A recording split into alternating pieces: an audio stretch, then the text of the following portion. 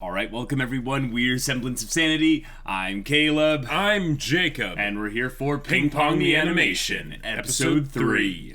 Okay, Tsukamoto is dealing with a lot of crap. Yeah, the robot mode and the whole thing with Koizumi. Yeah.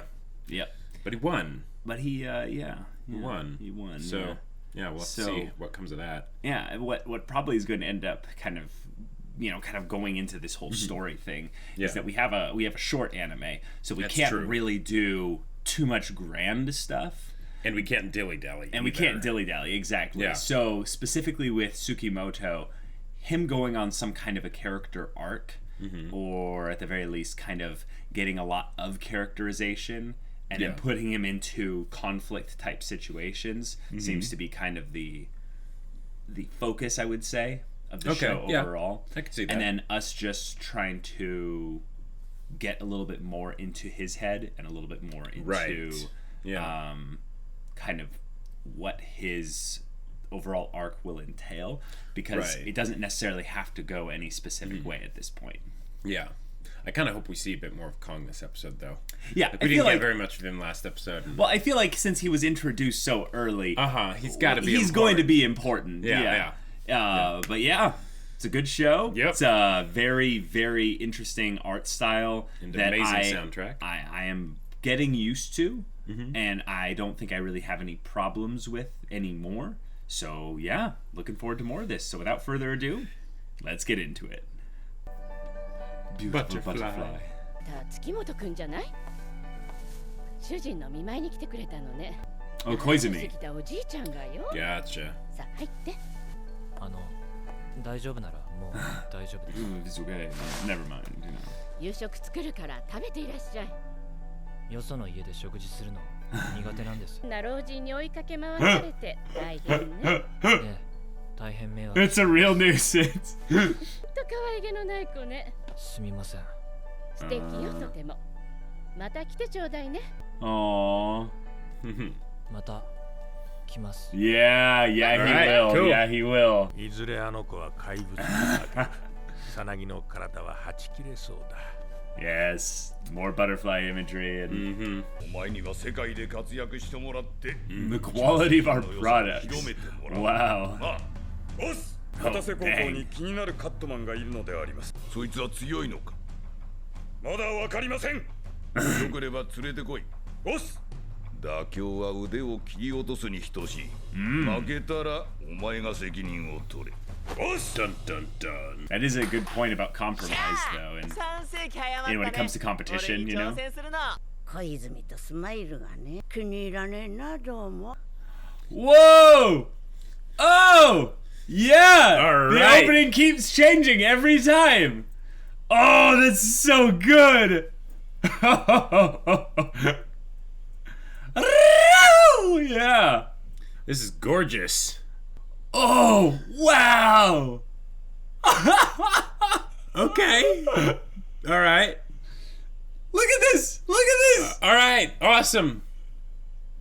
I love the guy in the background going, That's me. That is so me.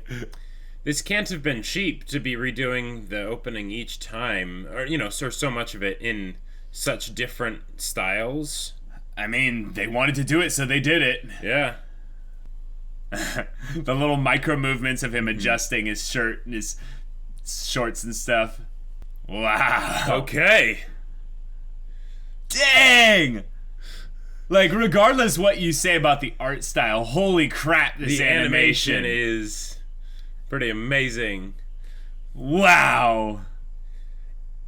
That song too is like not the kind of song I would expect from something with this art style, you know? Yeah. I'm expecting something like much calmer.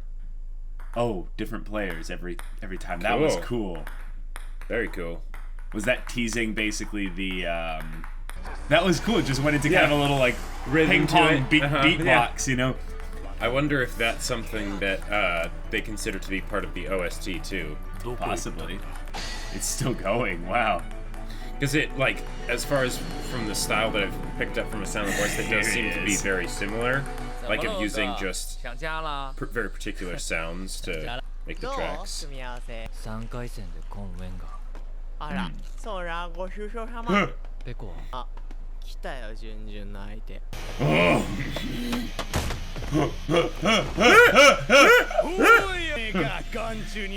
Is this guy from that school with the other bald guy? A branded school. Oh my.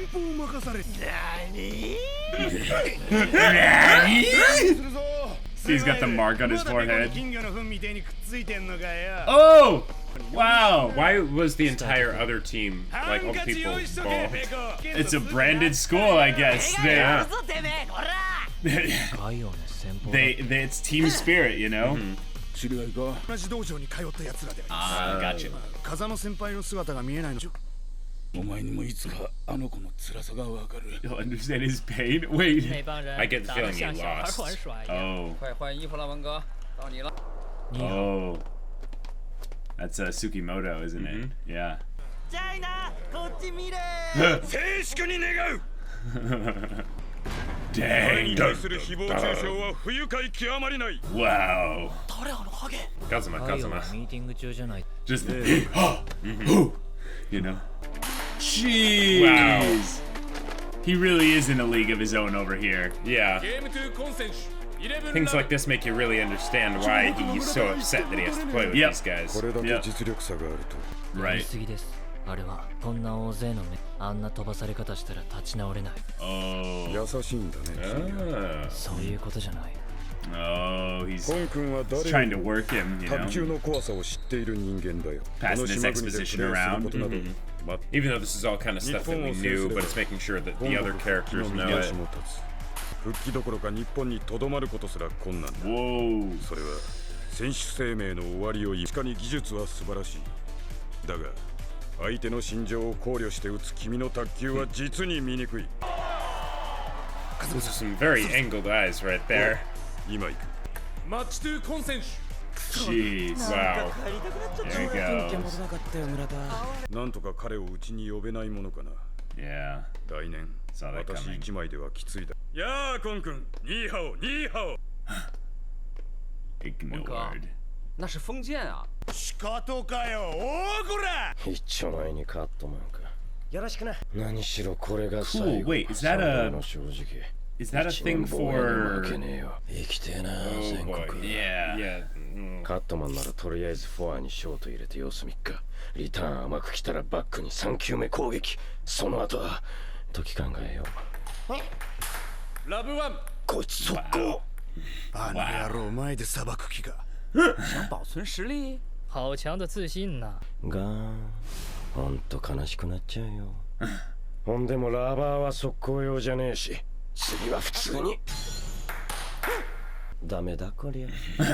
胜负已分了。 This game is over. もうどっちかよ。卓球ではないな。冷めて。 I love the voice 秋 actor っ of ぽい this guy 俺には here. よく続いたよ。ネクラにコツコツ3年間。 Wow. 海行くか。マッチ2、月本選手。暇つぶしの卓球、気晴らしの速攻です。 Wow. 卓球に人生かけるなんてナンセンス。理解に苦しむ。君が悪い。我什么时候 When do we dance? 第3场，还有1场。さあ、あっちがあっちが。家庭が大切だって私思う。負けても立ち向かうポー君が好 Aww. き。代表クラス。 This is the one who's gonna play Kong next, right? 本当？勝つチャンスはあるわよ。 Yeah, that's gotta be Aw. scary. Yeah. And match is over. Yep. Yeah. なわけ。ねえな。 Yeah, they really aren't messing around with time here. All right, a lot of matches going through. Yep. Okay, round 3. Here we go. Kong right. and Tsukamoto. 余裕だな。速攻は俺のお箱だか。だったら見えやすいとこに名前書いて。楽勝ベイビー、任せんしゃい。本気。 Wow. 僕がどんなに深くと僕は信じてた。 Wow. もうずっと長いこと。と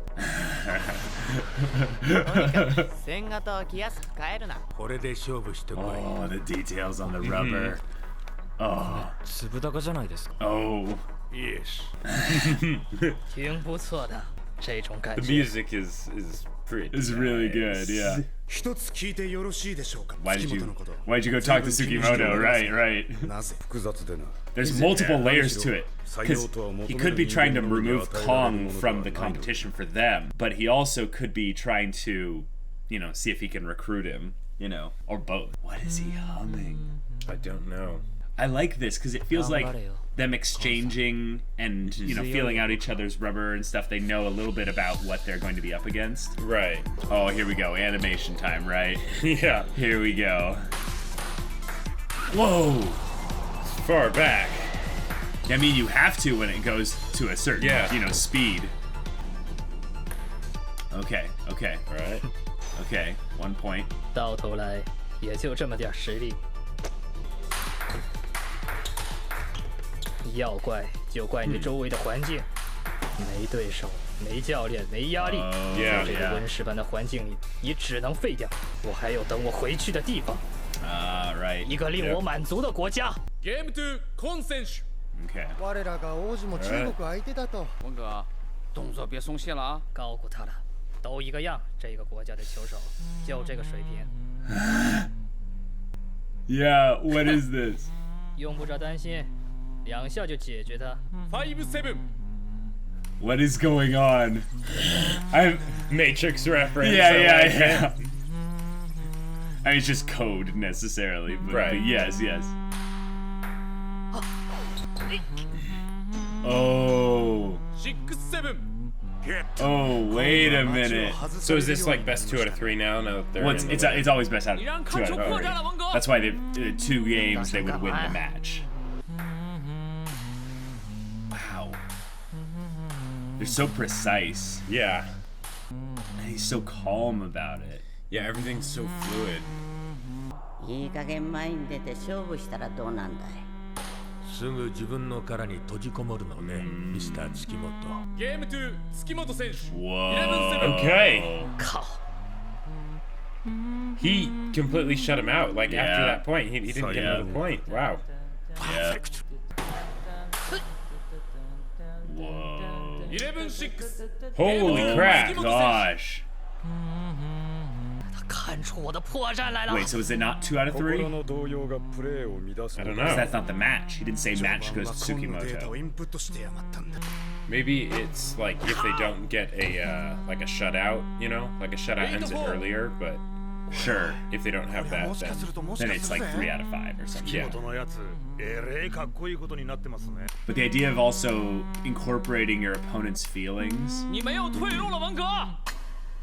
这场球输了你就真的完蛋了， Yeah. 知道吗？听到了。你他妈不是来观光旅行看风景的，混小子。Oh, and he can understand that. Remember?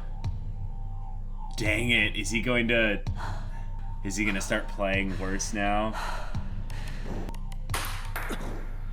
好 ，8-5。Yeah. あんな浮ついた球返すんだ。やれやれ。Wow. 結局勝つみたい。マッチ2コン選手。 Wow. Holy crap. And Kong knows. I think he's smart enough that he knows. 来た。 Okay. Whoa. You know what I think this story is about? What? It's about dreams dying. Sure.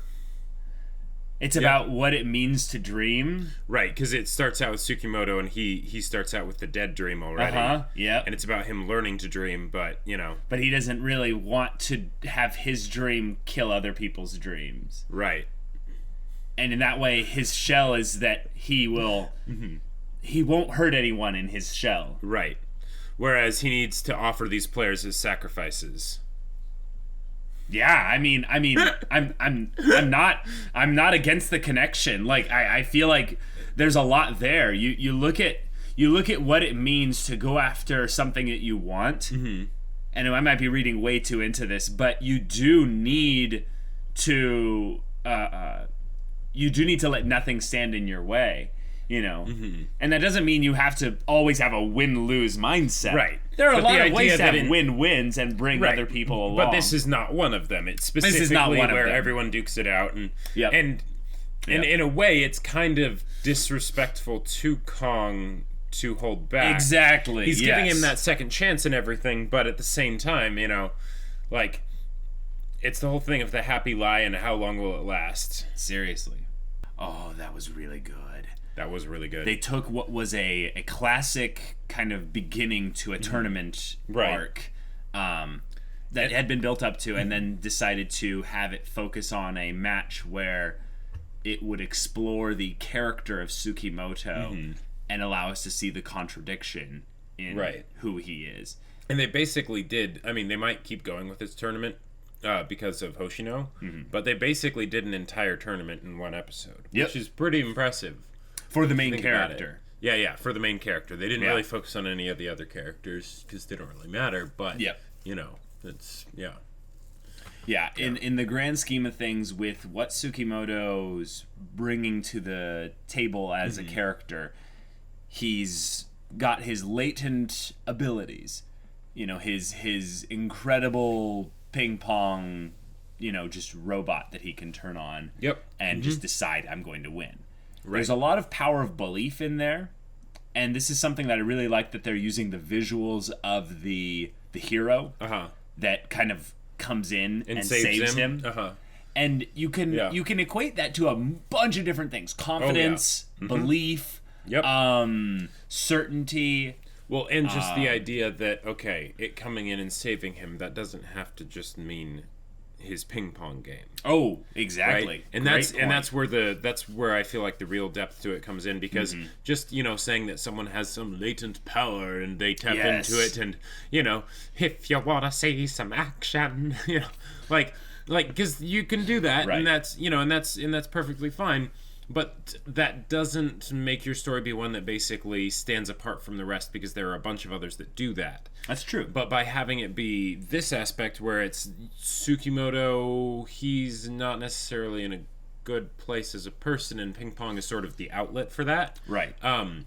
Then there's some great character growth and arcs that can happen there. Right. But because he finds it at least somewhat fun. Yes. Right. That is the part that he's mentioned in the past, and that's why he does it. But he did say in this episode that the idea of devoting your life to ping pong is creepy. It's creepy. Now, I think that ties in a lot to his whole thing of not really wanting to hurt anyone else. He considers the feelings of others so much so that every little action that he does that could be something that goes against someone else, he's apologizing for. He's, you know, like, you know, shrunken down, head down, shoulders down. Very much has unassuming in appearance. If anything, it's something where we see a person who is a walking hypocrisy with regards to their desire to not hurt others, because they don't factor in the aspect of human connection, and that just by existing there is a connection, there is an exchange happening. It doesn't matter whether or not you initiate it. Gotcha. And an example would be is if someone initiates the action towards you, and you, instead of trying to react in such a way that's positive towards them, you're like, I'm going to give the minimal, smallest reaction that I think they will like, in such a way as to make them feel right. That is completely something that people see and identify and go, okay, you're not interested in the connection, that's okay. And then they slowly but surely rescind the connection. However, you have people like Hoshino and Koizumi, who both have their own side of, I would say, aggressive kind of aggressive love, you know. Hoshino, he kind of likes to have his own ego fed, so of course he goes to Tsukamoto because he's an easy source of that. But Koizumi, he sees the potential in him. He sees someone who could use, I would say, a passion to develop into, and he's just not letting the passivity responses deter him. He's old enough that he doesn't really care what other people think about him, and because of that, he's willing to do the things that Tsukamoto does not want him to do, that he knows are basically good for him, because, you know, if Tsukamoto is bothered by it, that doesn't really that doesn't bother him very much. Right. It's something that, in some ways, Koizumi doesn't care about the how would I say this? The feelings of Tsukimoto. He cares about the heart of Tsukimoto. And it's a very different thing to equate basically love with feelings. Right. Or to equate basically the good things about someone with feelings. Because feelings are fleeting. They change. They are not... They're not concretely tied to anything necessarily. Nothing worthwhile comes easily. Yes. In the same way that, and not to say that it has to be ping pong, but basically, no. he just sees that Tsukamoto doesn't really try at anything, so he's taking something that he is naturally inclined towards, something he's naturally good at, and saying, all right, stoke the fire, exactly, so that he can be on fire about something. It's it's very similar to like how parents are with their kids, and the kids might hate their parents because of why are you making me do this thing that I don't want to do, or whatever, right? And the parents are like, okay, yeah, that's fine. Your wailing and cries are not going to stop this. This is still something you need to do. Eat your vegetables. Play the piano. Whatever. Right. You'll thank me in 20 years. Exactly. Yeah. Or much less potentially. Yeah. That's where I think it's not as black and white. You do need to be careful about these kinds of things. Oh, absolutely. And it's something that in this instance we don't have enough insight into Tsukimoto to where we can tell whether or not this is a good or bad thing, right? But we can see the positive stuff potentially coming long down the road from a person like Tsukimoto who has no passion. And this is something that we as people are very passionate about, is being passion for the sake of itself in some ways is better than no passion at all. Well, right. It's the Dead Poets Society line of the, being an engineer and doctors and stuff, these are very important professions and they help sustain life, but poetry is what we live for generally. Right. I just know that someone could make the argument that that's not factually correct. Oh. And I'm wanting to make the point. Sure. I'm wanting to make the point that I honestly don't care if that's factually wrong, just that passion for the sake of itself, for the most part, is a very, very fundamental part of living, just in my personal opinion. And Tsukimoto is a person that you can see, I would say you can see that little bit of enjoyment from, I don't know, like him humming. Like the humming. Oh yeah, the humming was great. That was fantastic as far as just background music and everything and setting the tone for the game and all that. But what do you think it means for him as a character to be doing that right now? Is that him kind of like focusing? Is that him enjoying himself? Is that him trying to stay calm? Like what would you say? I think it's both him enjoying himself and him focusing himself because it's basically the way I see it, he's doing that as a way to remove himself from his small, locker world, and also remove himself from the current world in front of him, right? Right. So there's nothing else. There's nothing else there. So that is a focusing thing, right? So by doing the humming and all that stuff, he makes it so that he's not thinking about the other person. He's just, I'm just doing this thing. It's fun. It's cool. All right. Stopped humming. Quack. And I believe he stopped humming once the coach basically said, Wenge or Wenge, yeah. You're done if you lose here. Yeah, and the fact that they had something like that's so high stakes being brought up in episode 3 for a character that was introduced in episode 1, and for all intents and purposes seems like a character that's made for the end game. Yeah.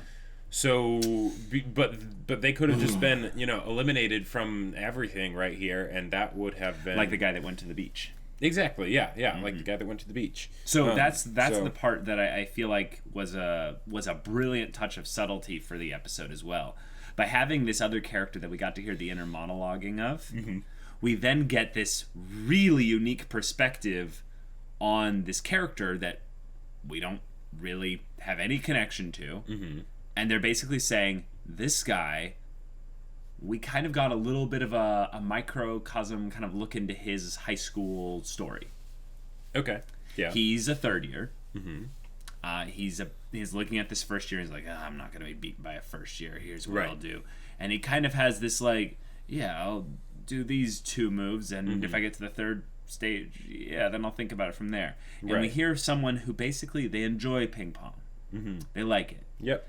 It's not their passion, though. Right, exactly. What was it? They said that they sluggishly pursued it for 3 years or something like that. It kind of lazily was kind of my interpretation of that. Now, here's an example of this. There was what was it? There was it wasn't baseball. Chess? No, I think it was tennis, actually. There was a point where I kind of lazily decided to get good at tennis. But I couldn't ever focus my passion into it, or I just decided not to focus my passion into it. Sure, okay. And because of that, I basically spent 4 months just kind of wasting my time. All right. And at the end of it, I basically forgot all of the skills and the abilities from that, and then ended up just kind of doing other stuff, like Ultimate Frisbee or baseball. Sure. The point is that when he decides to go to the beach, that was the thing that was going to give him at least pleasure. But in some ways, I would say there's something about him saying, maybe I should just go to the beach. Right, drowning his sorrows kind of a thing. Sure. Another great visual metaphor for sure. But also that it's something where he can kind of get lost in his environment. He can basically let his environment absorb him. Okay. Now, sure. One of the things that really, really kind of sucks about losing in something that you're, I don't know, at least somewhat in varying levels invested into. About, it's somewhat invested into. You kind of hate the current environment in which you lost in, so you go to another one to basically lose yourself in it, forget the previous stuff and everything. But we have this whole talk about environment and stuff. Do you see the parallels between what he just did and what Tsukamoto did with the locker? Well, and also Kong, he specifically, was talking about how, he's going to go to his country again. Well, I'm going to go back to my country and talking or more thinking about Tsukamoto. He's like, this environment is horrible for you. Yeah. It's the whole environment is stronger than willpower thing. Exactly. And that's one of those things where, like, the fact that Tsukamoto is this good is... It's not unrealistic per se, because there are savants like this where their brain is just wired on kind of a different level, and maybe that's because of some past experiences or whatever. Who knows? Some combination of nature and nurture. We don't know. Yeah. But usually you would not develop this extreme level of proficiency without having rigorous practice, and not just playing with buddies. And we know that he has the rigorous practice from the training hall, tennis hall. But the thing is that, again, that's an environment that's not suitable for training greatness. It's for just getting, kind of your rhythm down. Well, and not just that, but the fact that when he practices, he doesn't actually try as hard as he could. And that's usually... like that is the kind of thing that will develop bad habits, because anime main characterness, it doesn't, and he's still able to, just thrash Kong, even though, because when he really tries, because he's that good, even though Kong has way more experience than he does. And that is, again, that's not something that's blatantly, like, would not happen in real life, but it's very unlikely. So I'm interested to see if, because of how this happened with Kong and how quickly they went through this, if they're basically going to actually have it so that they do cover a lot of distance in this 11-episode series, and he'll have the opportunity and the need to basically practice and get better. Because I get the feeling that Koizumi, he was sleeping. It looked like he was sleeping for some of it, but I get the feeling he noticed the change. So, So, just saying... Everyone noticed that change. Right. Everyone noticed the change. Not everyone necessarily will be able to... Yeah, exactly. They're like, I guess it was a stamina game. It was an endurance thing. Right. Whereas it's like, no. It's something different. I think most of the people that are in the coaches, the higher level players and stuff would notice the difference. Right. It's not going to be just Koizumi. The real question, though, is will Kong notice? I think Kong noticed. I think he actually has the highest likelihood of noticing. Right, because he was playing with he was seeing it, experiencing it. It's going to be something where Kong and him will rematch, and it will be kind of a classic, kind of rematch thing, but it's not a rival rematch. Right, because you know that Tsukamoto can win. That sounded like a play on words. A rival rematch. Rival rematch. Oh, yeah. Nice. But no, because Kong, I think, and him will come to respect each other by the end of this show. And what could be really cool is to basically, because one of the things that, Kong's whole attitude towards, being in Japan and all that stuff is absolutely understandable. Because, he's been in the big leagues, right? He doesn't want to have to play at some high school tournament, right? Right. But at the same time, that attitude probably is not helping his ping pong game. It's true. Well said. Like his coach told him, he's like, you were being sloppy there and all that stuff.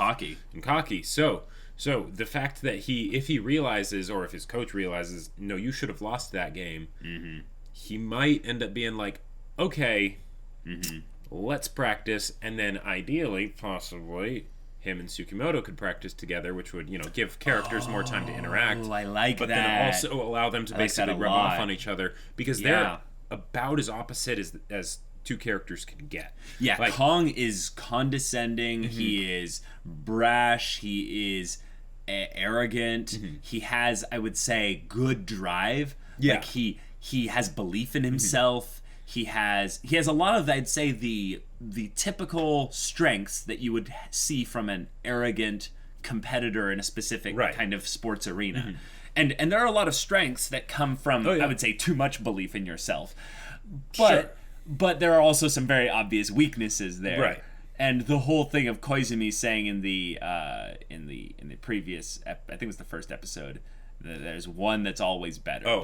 Exactly. And that's the big thing that I'm wondering if they will actually go into in this show as far as Tsukamoto goes. Oh, sure. Because a lot of times they'll say there's always one that's better, unless you're the main character. Right? Because then you're always the best. Or at least you'll eventually be the best, right? Right. And with something that's 11 episodes, one of the questions is, and with how they've been doing it so far, the fact that he was able to beat Kong so easily, even though he didn't actually beat him, the question is, are we going to see a point where Tsukamoto, all his talents and stuff are not enough? And that's one of the things that I feel like could be really crushing. I think it'd be really cool also. It could be really cool, but if he basically is finally like, okay, I'm going to maybe not dedicate my whole life, because that's creepy. But I'm going to actually 30%. Right, but I'm going to put my blood, sweat, and tears into this thing, even though it's not like a whole life thing, because that's ridiculous. I'm a first year anyway. Yeah, exactly. But if he were to do that, and then just come up against someone that's better, and he loses, right? Or something like that, where he just realizes, I was still in a small pond, even though something like Kong came in. Yeah, I was still in a small pond. And now, going out into the ocean, it can get scary out there. Yeah, I like that idea, specifically along the lines of him losing and then realizing the passion for this. Yeah. Because then you have second year, sunshine and then they just end the show with him basically going into the next year passionate, inspiring others, and ending up not really necessarily being completely out of his shell and changing his personality and everything like that, but being in a place where he can then go, oh, right, I understand the value that comes from, allowing my energy to affect others, in a positive way, and allowing myself to have that energy in a positive way, and even exactly, like being able to sustain yourself off of that energy. Like in a lot of ways, there's an epidemic I've seen amongst young people, and this is weird because I'm young myself, but being now past a decade of high school, I see this weird kind of tiredness that I see from a lot of young people, and I would assume it's attached to the typical identity crisis we all go through, as we transition into adulthood. But there's something along the lines of passion that I see as draining for a lot of young people. Okay. And what I think it is that the passion is being drawn from a thing rather than a belief. All right. So an example would be, I'm passionate about video games. I'm passionate about ping pong. Okay. Versus I'm passionate about passion itself, or something about what I believe the act of playing ping pong means to me. Well, and one of the things that Tsukamoto brings the intangibles, you know, right? Yeah. And one of the things that Tsukamoto brings up in this episode that he's brought up, you know, before, but that he plays ping pong to pass the time. Yeah. And with something like ping pong, and especially in the setting that they're in, it's easy to think of it as like, this is you know, a dedicated effort type thing. Right. But there's like, you know, you can do just about anything as, you know, a living or whatever if you're passionate enough about it and put in the hours and the blood, sweat, and the tears and everything. Yeah. But even the best things, if done as a coping mechanism, if done as a distraction, they are not going to take you very far. Right, and they also don't sustain you. That was my point. So if I play video games, or I play ping pong, or I do XYZ as a coping mechanism, as a retreat, as a thing that I'm not really passionate about, and there's no intangibles behind it, it actually, I think, is silently draining us of energy. Yeah. It silently drains you of energy because I think it lowers your threshold. Like, let's talk in video game terms. It essentially lowers your max AP or max MP or something. And as a temporary thing, as a quick thing of basically, you know, like filling up your MP. Yeah, filling up your MP, you know, just taking that quick break to sort of unwind, right? That's fine, because, you know, acknowledging our own moments of weakness is crucial, right? Totally. But to then say I'm going to spend so much time in this state that I use for moments of weakness that I kind of begin to associate that with my just natural state. I can like and that's a hypothetical thing, of course, but I can imagine, you know, like the body and the mind don't like to be out of sync, right? So if you have one doing something, you know, being in a certain state, you know, consistently and determinedly and all that stuff, the other will match it, right? If you smile long enough, you'll start to feel okay, right? Even if you were sad, right? If you, it's weird, but it's weird, but it happens. So if you do that thing that your body or your mind basically says, this is what I do when I'm not doing that great, right? Right. And you do that all the time. That there can be some problems there. Yeah. Now, this is something that doesn't have to be a thing for everyone. Like, I would say most people don't, you know, deal with this constantly. It's more of like that little thing that's there.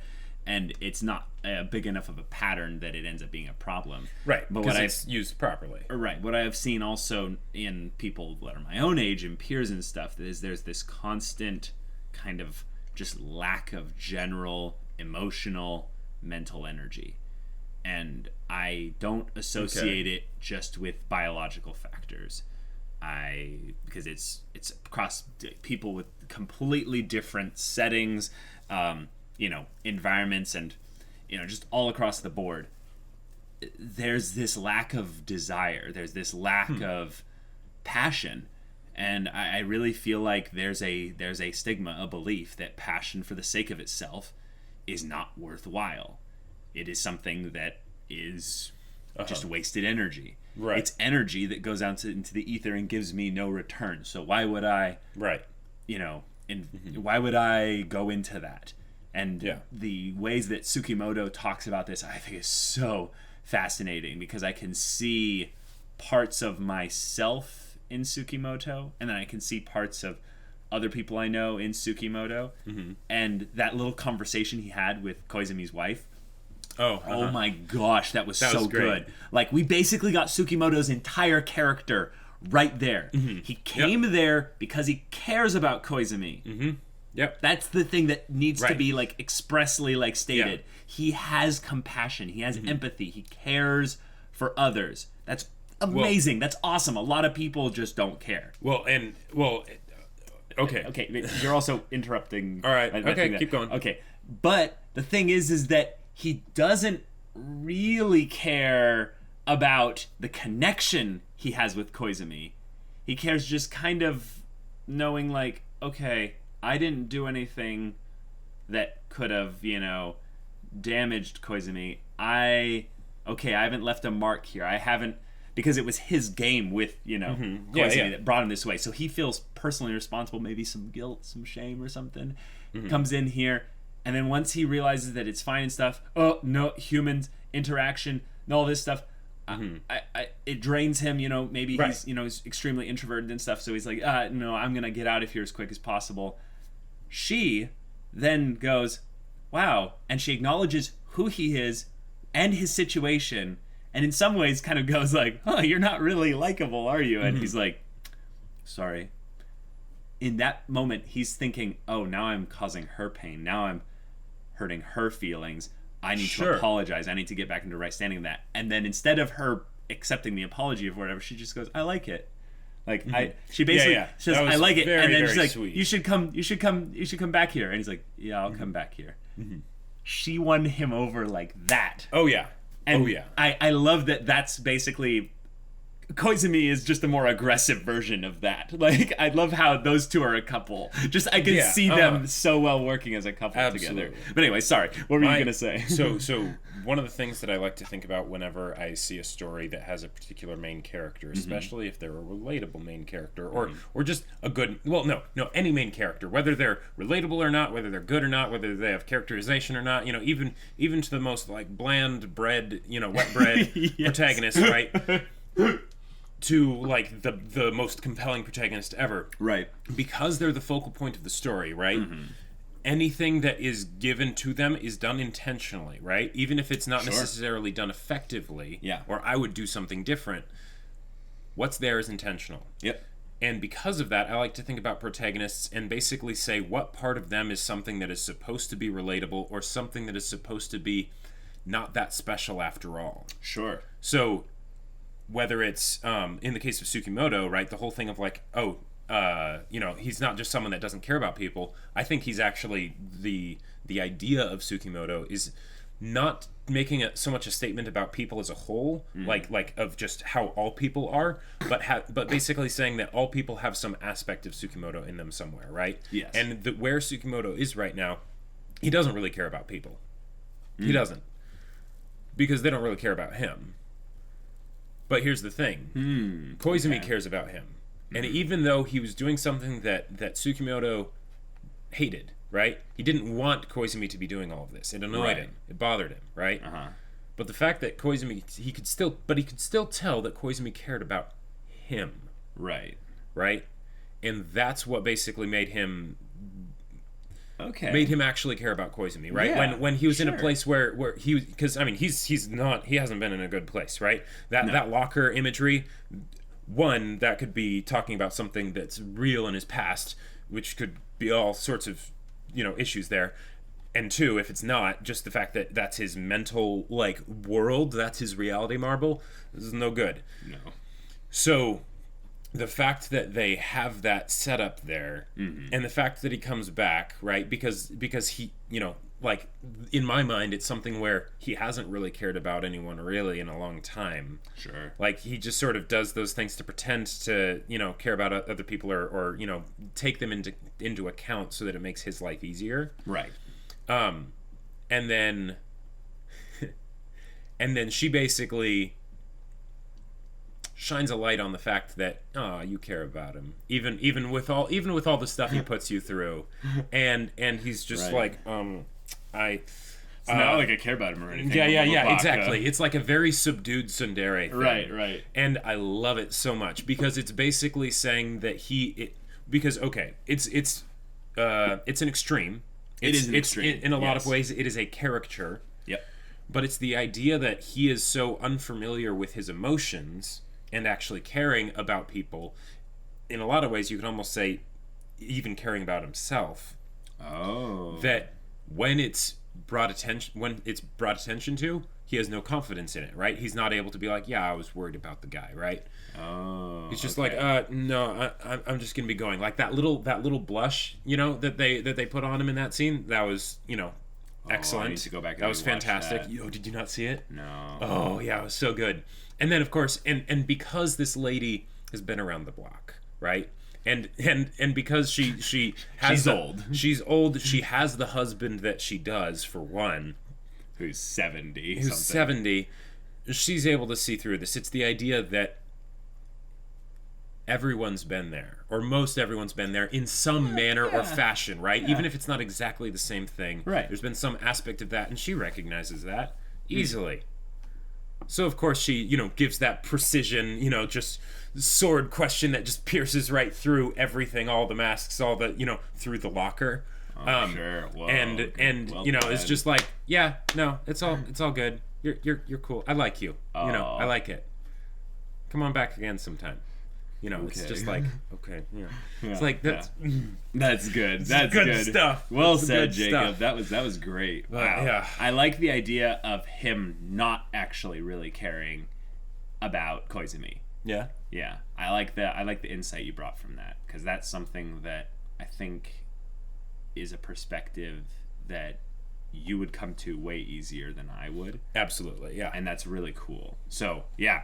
Guys, it's a great episode. Oh, yeah. A lot of cool stuff in here. Yep. It was essentially a sports mini arc, tournament arc thing that isn't necessarily over, but for the main character it is. So now, where do they go from here? Yeah. Who knows? Yeah. I like that this show, albeit very short, it knows when to slow things down and when to speed things up. Yes. So it's a very well thought out show. Which means that the ending is probably going to be amazing. Ending's going to be fantastic. Yeah. So, guys, if you want to watch the next episode's reaction right now, go check out the link in the description below for our Patreon. You can get on early access there. You can watch full-length reactions there. And all this comes with Discord access, where you can chat with us about stories or whatever. And if any of that interests you, we'll see you there. But until then, we're Semblance of Sanity. I'm Caleb. I'm Jacob. And we'll see you all next time.